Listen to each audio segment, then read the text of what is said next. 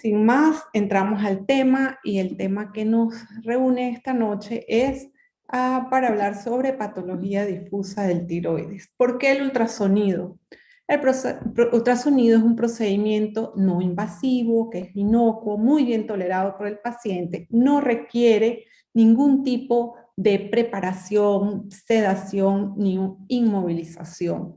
Hay buena definición de las estructuras anatómicas, no presenta ningún tipo de contraindicación, es un estudio relativamente de bajo costo y todo esto lo hace una excelente herramienta para evaluar al paciente una vez que hemos hecho nuestra evaluación clínica. Vamos a hacer un breve recuento de la embriología porque, como vamos a ver, es un órgano muy, muy importante. De hecho, es el primer órgano en desarrollarse. El primordio tiroideo viene de un engrosamiento del endodermo. Más o menos a los 22 a 30 días forma un divertículo que desciende adherido a la faringe. Y a la séptima semana se va a ubicar aproximadamente entre el tercer y sexto anillo traqueal.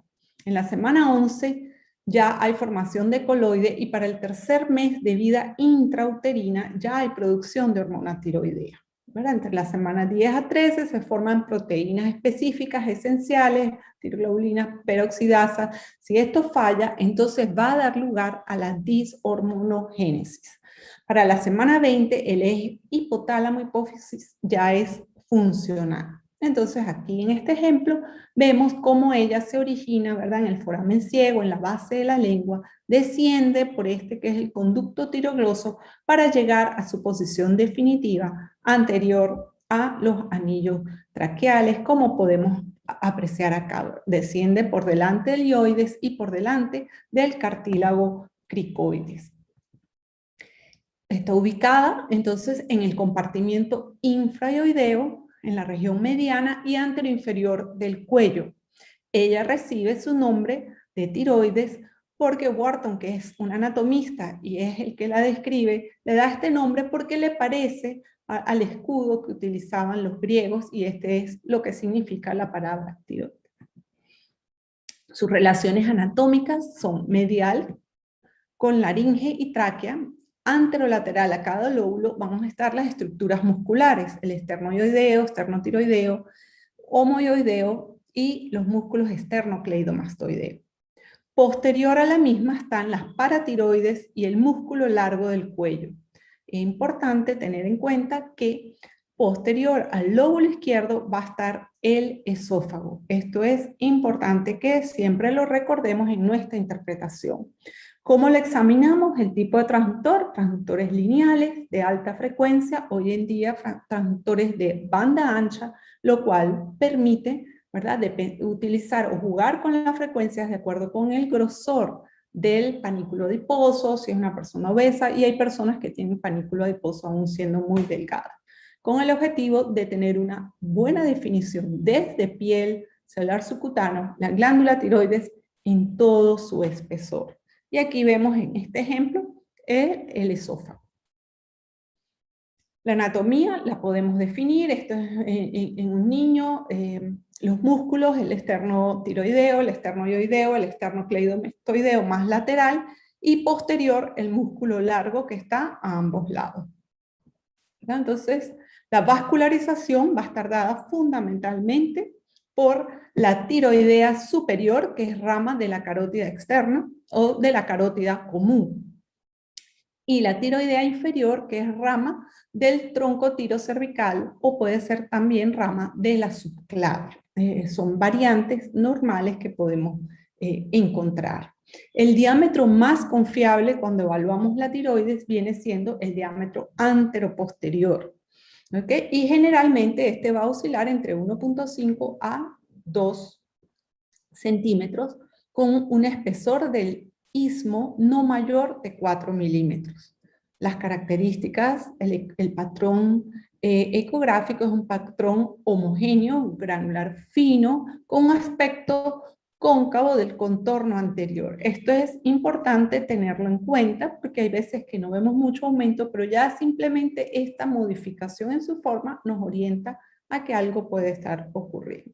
Y debemos tener en cuenta que la adolescencia generalmente, sobre todo en las niñas, puede haber un aumento de tamaño de la glándula. Existen múltiples tablas, ¿verdad? E inclusive tablas por regiones, porque va a depender un poquito de la disposición del yodo, aunque hoy en día eso no es un problema, o es un problema menor. Entonces aquí vemos, ¿verdad? Una tiroides normal, comparativamente acá, un aumento en el volumen del istmo, y vemos cómo se pierde esa superficie cóncava anterior. Entonces, considerar que el tamaño de la tiroides va a variar con la edad, con el sexo, el peso, la talla y la superficie corporal. Está relacionada con la ingesta de yodo y va a depender también mucho de la experticia del operador, ¿verdad? Esto es muy importante. Como les dije antes, aumentan de volumen durante la adolescencia debido a un incremento en la actividad metabólica.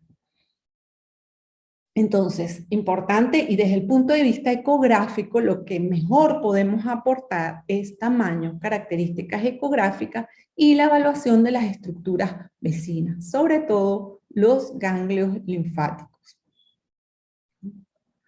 La ecogenicidad la vamos a ver que es mayor que el tejido muscular, con una ecotextura fina, homogénea, y presencia de una cápsula muy bien definida, ligeramente ecogénica, que no siempre es perceptible, esto va, pero es lo que vamos a encontrar. Y la porción del istmo en el corte longitudinal, definir exactamente su relación con los anillos traqueales.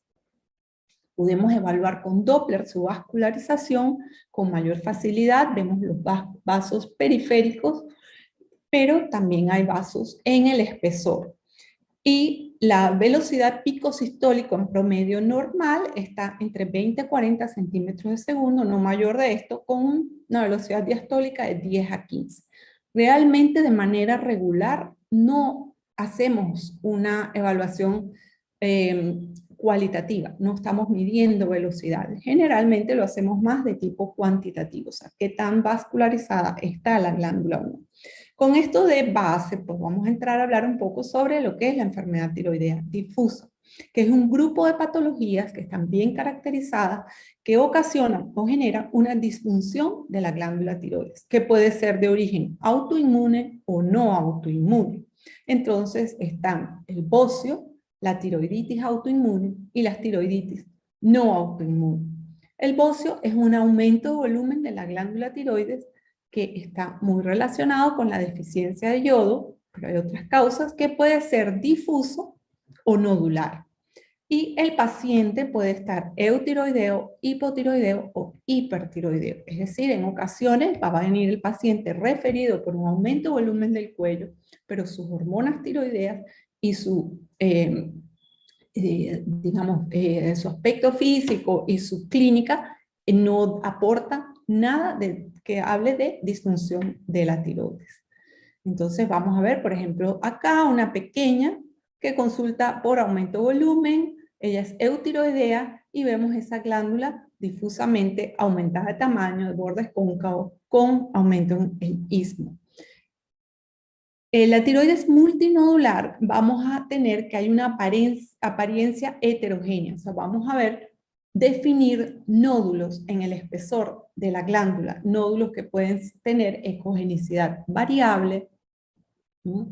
A veces de aspecto coloide, con pequeñas zonas quísticas ubicados en el espesor o hacia la periferia, y estos cambios quísticos generalmente secundarios a cambios degenerativos, como puede ser la presencia de zonas de hemorragia o de contenido coloide. Puede haber la presencia de calcificaciones y zonas de fibrosis, y en estos casos es importante, ¿por qué? Porque el ultrasonido va a permitir detectar o diferenciar aquel nódulo que pudiera tener características sospechosas y amerite una punción, y en este caso pues guiar la misma. Y entonces esto es lo que nosotros vamos a apreciar, ¿verdad? Una glándula aumentada de tamaño, de aspecto nodular, irregular, con nódulos de diferente tamaño, en donde puede haber un desplazamiento de las estructuras vasculares, de las estructuras musculares, inclusive en ocasiones de la tráquea. Vamos a evaluar la vascularización y Ya entrando entonces a lo que es las tiroiditis, tenemos la tiroiditis autoinmune, en ellas las tiroiditis de Hashimoto, la enfermedad de Graves-Basedow y otras que realmente son variación, como es la tiroiditis silente, es aquella que cursa sin mayor sintomatología. Tiroiditis posparto generalmente es a partir del parto hasta un año después, pacientes que presentan con clínica de tiroiditis, o la tiroiditis iatrogénica secundaria a medicamentos como la amiodarona, el propanolol y medicamentos ricos en yodo o que contienen yodo como algunos antitussígenos. Y las tiroiditis no autoinmunes, que las vamos a mencionar y las vamos a ver como son la tiroiditis aguda supurativa, la tiroiditis subaguda, tiroiditis también conocida como tiroiditis de Kerbein, que es quien la describe, y la tiroiditis de Reed. Entonces, en la tiroiditis autoinmune, vamos a tener que estas son las causas más comunes de disfunción tiroidea en niños y adolescentes y en poblaciones con un adecuado consumo de yodo. Está la tiroiditis de Hashimoto, que es la más común en niños, la enfermedad de Graves-Basedow estos se van a presentar tanto con hipo o hipertiroidismo. Generalmente, la tiroiditis de Hashimoto se relaciona con hipotiroidismo primario, la causa más común. Es descrita en 1912 por el doctor Hakaru Hashimoto con una predilección por el sexo femenino, en niños la causa más común del hipotiroidismo y en el adulto más común en la mujer en la edad entre 30 y 50 años. Es una enfermedad autoinmune crónica mediada por linfocitos. Este proceso lo que ocurre es una infiltración linfocitaria de la glándula tiroides que va a llevar a una destrucción del folículo tiroideo. Entonces, inicialmente el paciente va a presentar con hipertiroidismo para luego caer en hipotiroidismo. Y ellos se caracterizan porque a nivel de laboratorio tienen títulos altos de anticuerpos antiperoxidasa tiroidea y de la antitiroglobulina. La clínica es la clínica característica del hipotiroidismo y como médicos que somos y nuestra formación clínica, tenemos que evaluar todo esto en el paciente porque es importante para nuestra interpretación de las imágenes. Nosotros vamos a unir lo que el paciente refiere o lo que el médico tratante refiere y nosotros confirmamos con los hallazgos que vamos a ir observando. Entonces, estos pacientes generalmente van a referir ganancia de peso, caída del cabello, fragilidad de las uñas, resequedad de la piel, depresión, irregularidad menstrual y poco tolerancia al frío. En muchas ocasiones son pacientes que inclusive vienen referidos del psiquiatra porque presentan estos cuadros de depresión. La presentación es variable, hay una presentación difusa y hay una presentación de tipo nodular. Hay una relación entre la ecogenicidad de la glándula y el tamaño glandular. Entonces, hay también varios trabajos publicados donde se relaciona la hipoecogenicidad con niveles de la hormona estimulante del tiroides, y esto se relaciona con la actividad inflamatoria y la presencia de los anticuerpos antitiroideos. Mientras más o menor sea la ecogenicidad, mientras más hipoecoica sea la glándula, se habla de que hay mayores niveles de la hormona tiroidestimulante y mayor actividad inflamatoria. Esto ya ha sido demostrado. Y hay una variedad de patrones de presentación ecográfica que los vamos a ver. En esta glándula podemos encontrar aumento en la vascularización, sin embargo, es variable. El aumento es variable. Y esto se dice o que ocurre debido a la liberación de factores angiogénicos y de citoquinas, es lo que va a producir. Existe un trabajo en el cual se estudió el valor del ultrasonido en predecir la enfermedad autoinmune del tiroides y se encontró que había un valor predictivo positivo del 88.3% y un valor predictivo negativo del 93%. Mientras mayor Mientras la glándula sea más hipoecoica y más heterogénea, esto está relacionado con una mayor disfunción tiroidea. Y con esto les permitió a ellos elaborar, y se ha utilizado de base y de referencia en muchas otras publicaciones, para indicar la importancia del ultrasonido en la evaluación de estos pacientes, porque muchas veces, a pesar de que no haya aún alteración bioquímica, o sea, no hay alteración en los valores en sangre, vemos que los cambios en la ecogenicidad, a la larga, el paciente va a desarrollar el hipotiroidismo. Y aquí algunos trabajos en donde apoyan esto que les estoy diciendo. Hay bastante literatura al respecto.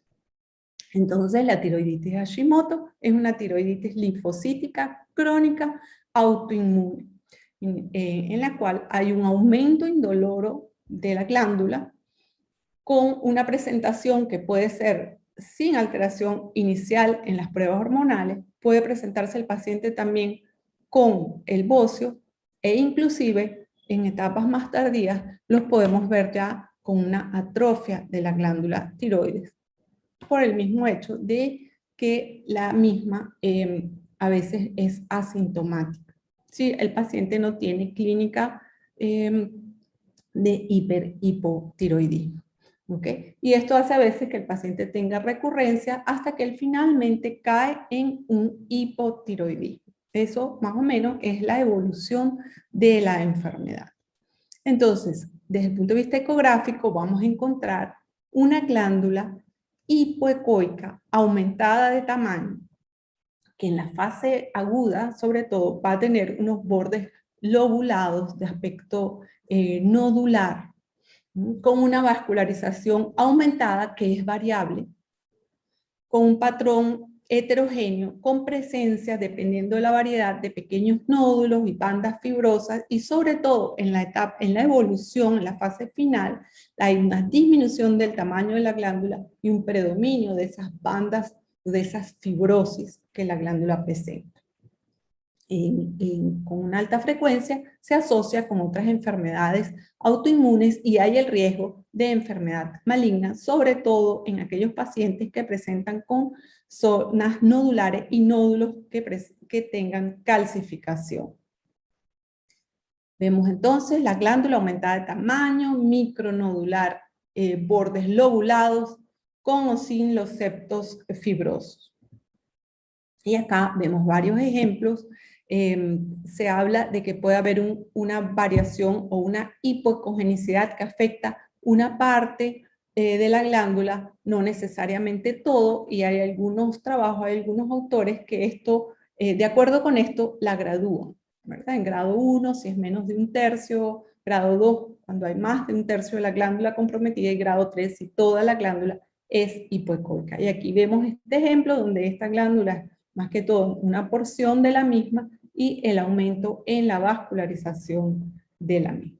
Un pacientito de 12 años con el antecedente de Hashimoto, que está en tratamiento, recibiendo su Eutirox, y sin embargo vemos cómo aún la glándula está bastante aumentada de tamaño, y si ustedes ven, y por eso es muy importante en el seteo de la imagen, para visualizar los bordes, como estos tienden a ser ligeramente lobulados, a pesar de que no vemos como tal un nódulo o una zona nodular en la glándula.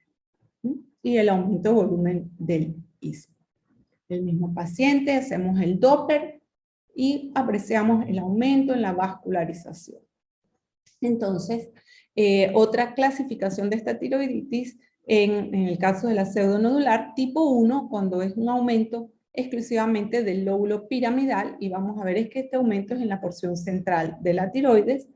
En el tipo 2 es micronodular hiperecoico. Entonces definimos pequeños nódulos hiperecoicos en el espesor de la glándula y bandas hipoecoicas periféricas, o que son las que nos permiten delimitar estos nódulos. Y aquí otro ejemplo, ¿verdad? Donde apreciamos la glándula marcadamente aumentada de tamaño y vemos, en este caso quizás algo mixto, hay nódulos hipoecoicos, pero presencia de pequeños nódulos hiperecoicos de localización central y periférica y de manera difusa en toda la glándula tiroidea. Como una variante de estos nódulos hiperecoicos está la presencia del nódulo único, llamado también white knight, o la traducción que sería caballo blanco, y se dice que esto corresponde con un nódulo o una zona de regeneración dentro del cuadro de la tiroiditis de la presentación. Y entonces vemos una tiroides que realmente hay una cierta heterogeneidad del parénquima, ven un patrón, diríamos que micronodular, y este nódulo único y hiperecoico muy bien definido, vascularizado cuando realizamos el Doppler o complementamos con el Doppler color. El micronodular hipoecoico, ya venimos hablando de esto, entonces la glándula presenta ese aspecto, fíjense, lobulado y múltiples zonas hipoecoicas de manera difusa y también conocido como piel de jirafa.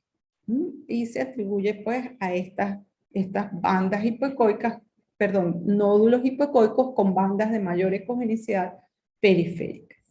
El tipo 4 es el tubérculo de Zuckerland, que realmente corresponde a un lóbulo de la tiroides que se hipertrofia y lo vemos rodeado de tejido hiperecoico o fibrosos generalmente ubicados en la parte posterior, puede ser superior o inferior en relación con las glándulas paratiroides. Un ejemplo en esta paciente de 41 años y vemos esa glándula nodular predominantemente hipoecoica, ligeramente reducida de tamaño, aunque el volumen esté normal, pero es una glándula que tiene un aspecto hipotrófico. Y aquí podemos apreciar cómo existe algo de vascularización que generalmente lo vamos a encontrar es en las bandas estas de tejido fibroso que rodean las zonas nodulares que observamos. Este otro paciente en la cual ya ella tiene realmente una atrofia, es una paciente hipotiroidea y fíjense el volumen de esta glándula es de 3.5 cc. Aún hay vascularización muy escasa y solamente en ese componente hiperecoico y hacia la periferia. Entonces, marcada disminución de volumen, fíjense que sacamos el volumen y el total de la glándula es 1.2 cc. Esa es la evolución que vemos en estos casos. A pesar de lo pequeña, fíjense que podemos definir estructuras vasculares. Entonces, de una glándula marcadamente hipoecoica, nodular o discretamente hiperecoica nodular a una glándula pequeña, marcadamente hipoecoica con bandas fibrosas. Luego tenemos la enfermedad de Graves-Basedow, que es una enfermedad autoinmune en la cual generalmente está asociado a una historia familiar. Y aquí lo que está ocurriendo es que hay una gran producción de anticuerpos que actúan sobre los receptores de la hormona estimulante del tiroides, la TSH, y entonces ellos lo que van a ocasionar es una elevación muy importante de la hormona tiroidea, del T4, y esto va a presentar entonces el paciente con clínica de hipertiroidismo. Es la causa más común de hipertiroidismo endógeno, con una predilección igualmente por el sexo femenino, con una incidencia entre los 20 y 50 años. Y estas pacientes sí vienen con una clínica de bocio, exoftalmos, mixedema pretibial, con alteraciones en el laboratorio, aumento del T3, el T4 y una disminución del TAS, de la hormona tiroideo estimulante del TSH serio. También pueden haber anticuerpos antiperoxidasa y antitiroglobulina, pero nunca con los niveles que vamos a ver en el Hashimoto. Entonces la clínica, pérdida de peso, el exoftalmos, que a veces es muy evidente, inclusive en ocasiones vemos que el paciente ingresa al consultorio y ya cuando lo vemos nos estamos dando cuenta que él está hiperactivo, inquieto, ¿verdad? Tienen poca tolerancia al calor, son ansiosos, presentan taquicardia, se quejan de temblores y pues tienen ese cuello aumentado por el bozo. Aquí vamos a ver también un aumento difuso y simétrico de la tiroides que incluye al istmo. En ocasiones en el Hashimoto el istmo no se ve tan aumentado, pero aquí no hay duda que él va a estar aumentado, con unos bordes que pierden la convexidad, son unos bordes más que todo tipo convexos y no cóncavo, perdemos esa concavidad que teníamos, ¿verdad? Pero son más rectos, no son tan nodulares como los que describimos anteriormente. Y el patrón es un patrón hipoecoico heterogéneo, y quizás lo más impactante cuando hacemos este estudio es el aumento en la vascularización, que no solamente vamos a ver un aumento en la cantidad de vasos, en el número de vasos, sino que vamos a evidenciar la presencia de shunts, vamos a ver vasos con aliasing, y es lo que se conoce con el nombre de infierno tiroideo. Y en este caso, la actividad inflamatoria realmente no tiene una correlación con la función tiroidea. Es una niña que la traen por un aumento súbito de volumen de la glándula tiroides y con una clínica de inquietud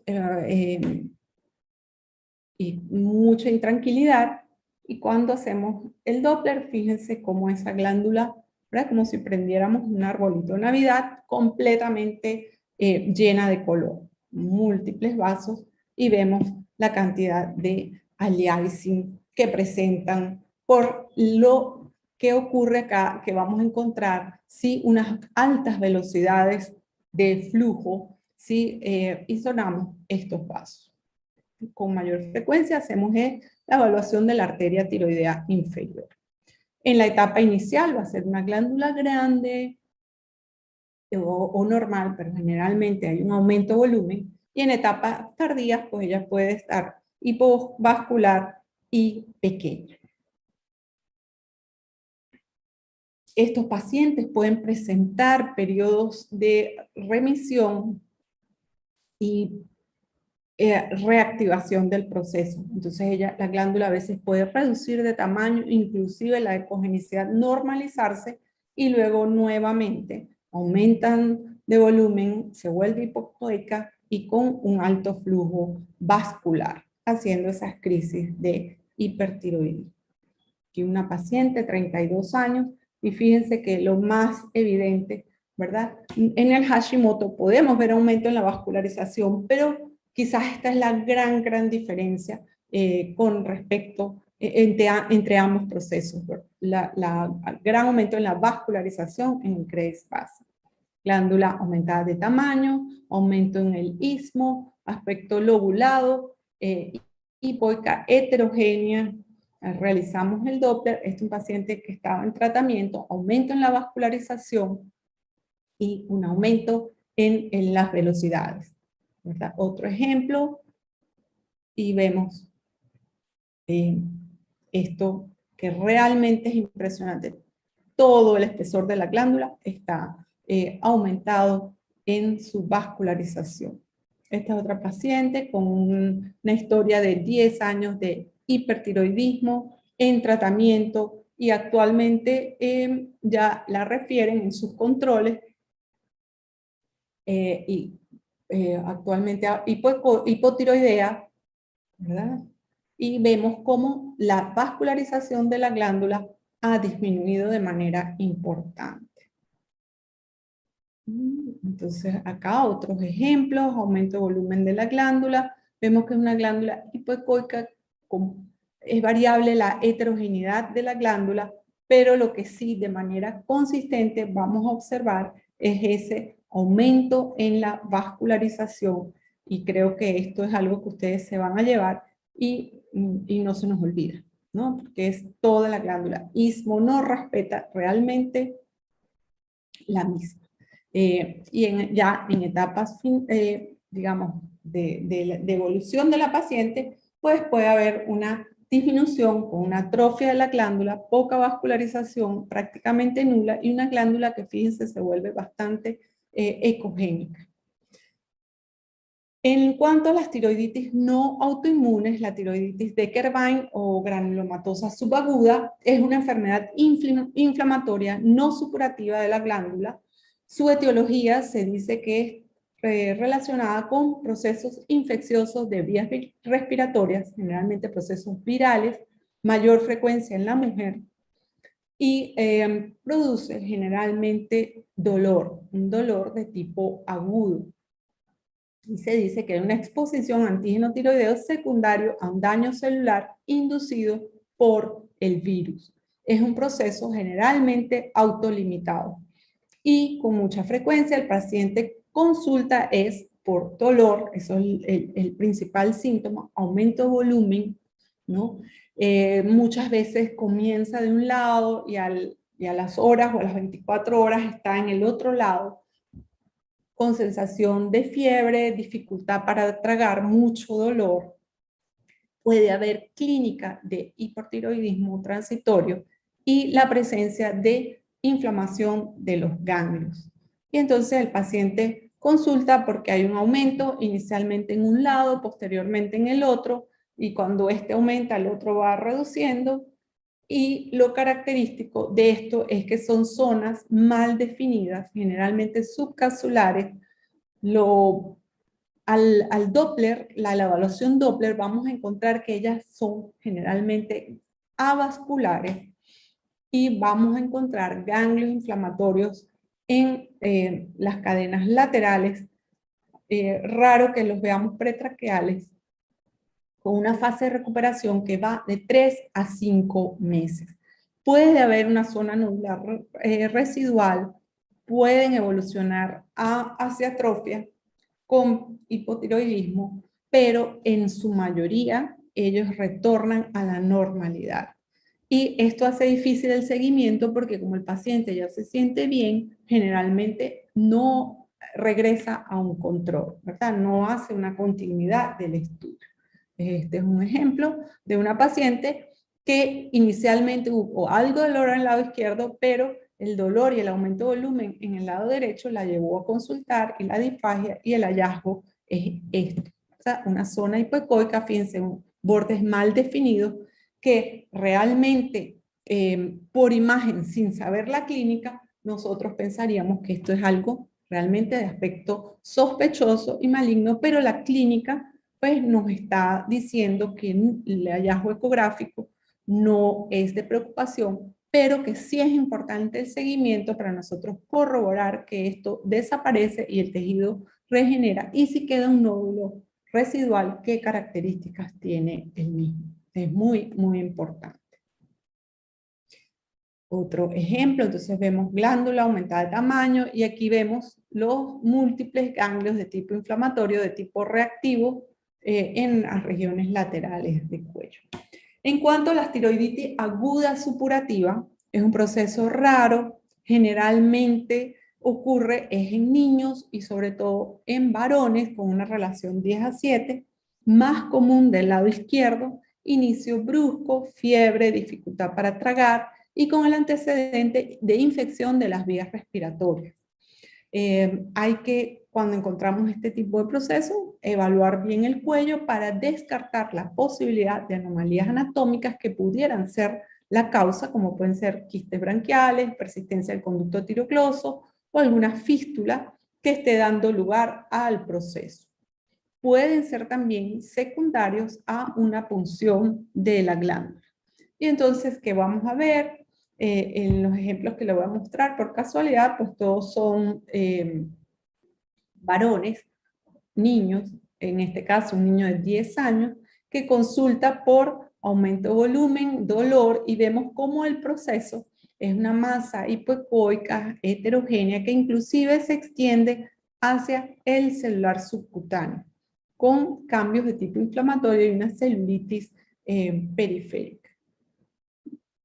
Acá otro ejemplo, está la glándula y vemos esta zona heterogénea que se extiende con compromiso del celular subcutáneo periférico a la glándula.